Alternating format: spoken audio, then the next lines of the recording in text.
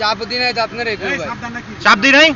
আমার এই যে ড্যাশবোর্ড ক্যামেরা আছে, দেখবি চাপ দিছে কিনা? তো ওই পাশে তো গাড়ি ছিল ভাই, আপনি তো কোন পাশে গাড়ি ছিল? আমার ডাইন সাইডে তো একটা হুন্ডা। কোন ভয়ঙ্কর একটা দুর্ঘটনার শিকার থেকে আজকে বাঁচলাম।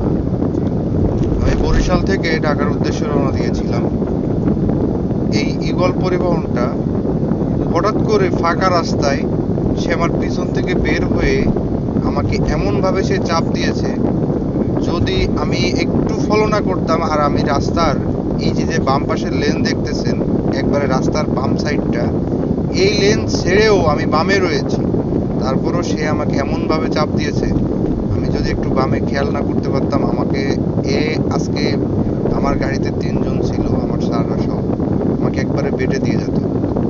তা আপনারা দেখেন, আমি আসলে খুবই ধৈর্য ধরে গাড়ি চালাই, কিন্তু আমি এখন ধৈর্য হারা হয়ে গেছি। দেখেন এই যে এদের কণ্ঠটা শুনে, এদের গাঁজা করে কণ্ঠটা শুনে। কাউন্টার আছে ধরবো রে। এই এই এই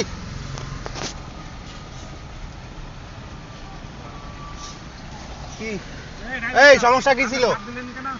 সমস্যা কি ছিল? আপনি বোঝেন নাই আমি গাড়ি চাপ দিয়ে রাখছে কিনা? আপনি বোঝেন নাই? কি করবে? আপনারা বোঝেন নাই গাড়ি চাপ দিয়েছেন কিনা? চাপ দি নাই তো আপনার একটু ভাই চাপ দি নাই? আমার এই যে ড্যাশবোর্ড ক্যামেরা আছে, দেখবি চাপ দিছে কিনা? তো ওই পাশে তো গাড়ি ছিল ভাই, আপনি তো কোন পাশে গাড়ি ছিল?